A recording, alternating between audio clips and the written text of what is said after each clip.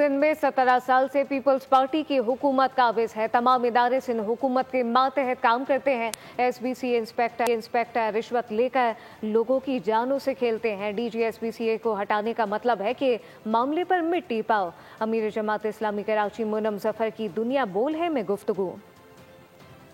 ये सारे इस सिस्टम के मातहत काम कर रहे हैं, जिनका बुनियादी मकसद ये है कि लोगों का मेरिट पे कोई काम ना करो, कोई जायज़ काम ना करो, लूट मार करो।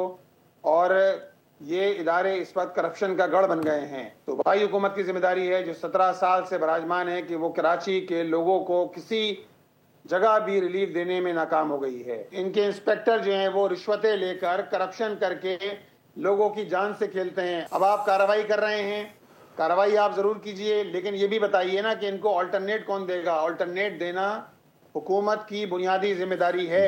जी। आप इनको मुतबादिल दीजिए।